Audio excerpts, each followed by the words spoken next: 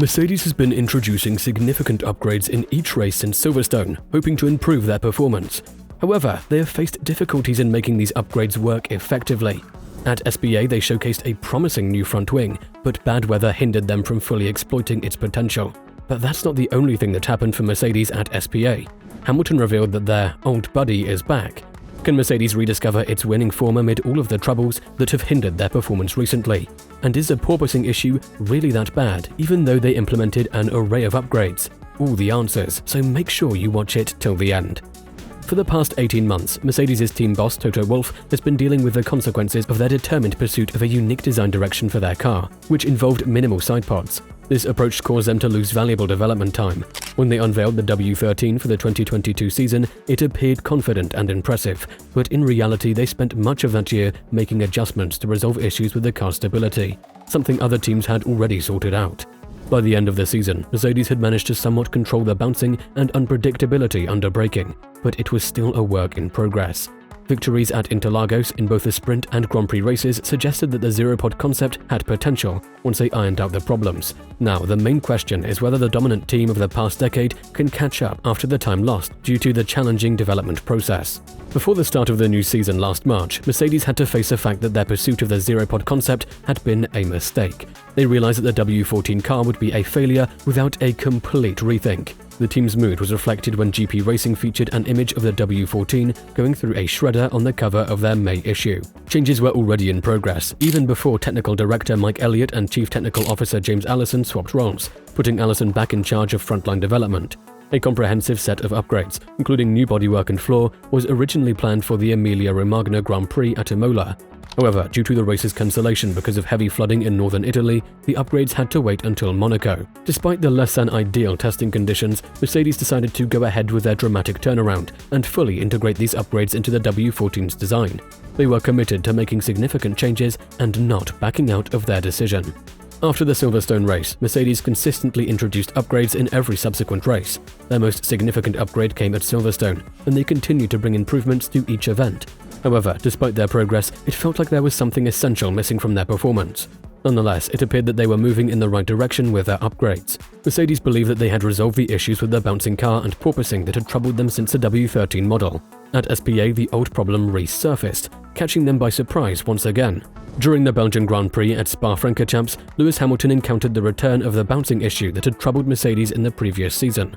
Despite showing good overall race pace and finishing fourth, Hamilton couldn't match the performance of the Red Bull drivers and Charles Leclerc's Ferrari, who were ahead on the track.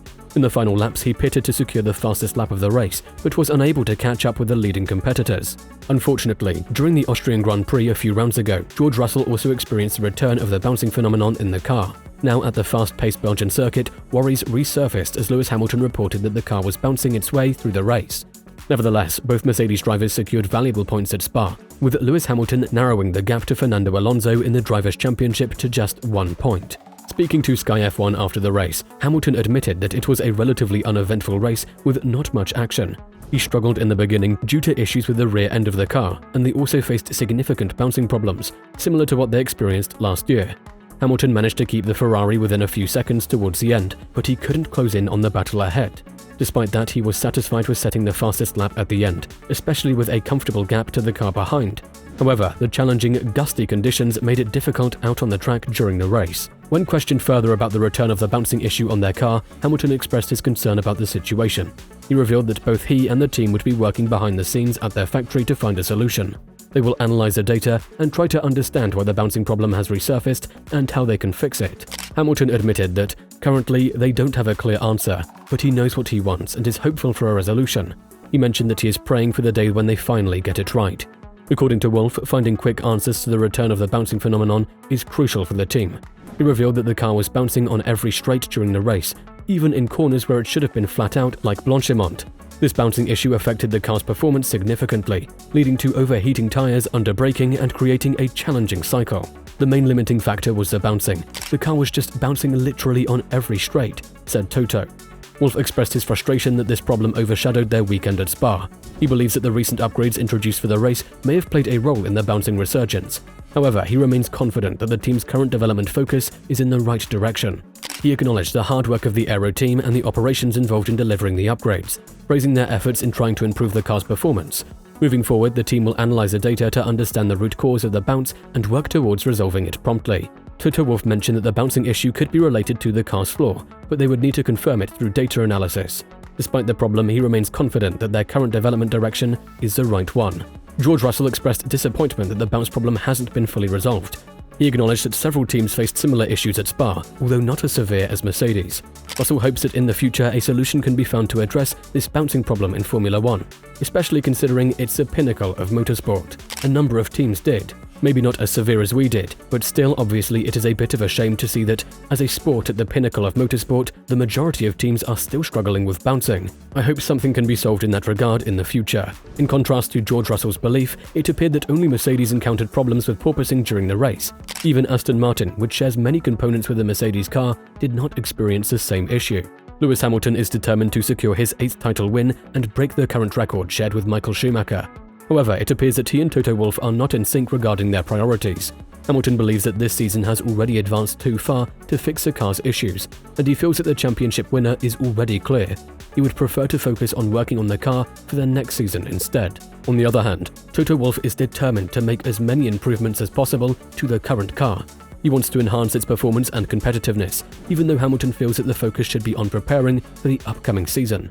The two have differing views on how to approach current and future car development. But let's not forget that Hamilton still hasn't signed the contract with Mercedes yet, so could this hinder the progress towards making a deal? After this season ends, Lewis Hamilton is set to become a free agent. Mercedes is currently in contract negotiations with the lawyers representing the 7-time world champion to work out a new deal for 2024 and beyond. Both parties have expressed their interest in continuing their partnership, but the delay in announcing a new contract indicates that there might be some sticking points in the negotiations.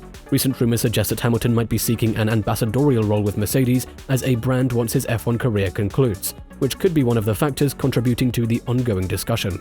Given the strong association between Hamilton and Mercedes, the idea that the company wouldn't want him as a brand ambassador doesn't make much sense. Past champions like Mika Hakkinen and David Coulthard have served as brand ambassadors for Mercedes, even after their racing careers end, further supporting the notion that such a role could be a natural fit for Hamilton.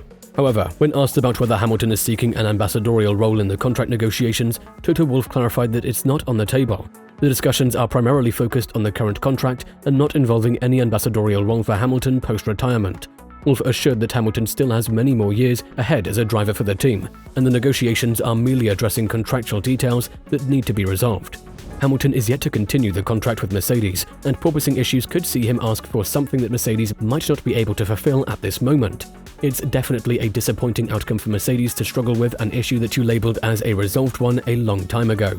But nonetheless, it has the potential to chum the waters between Hamilton and Mercedes, a scenario that while Mercedes fans might not want to witness, they could be forced to do.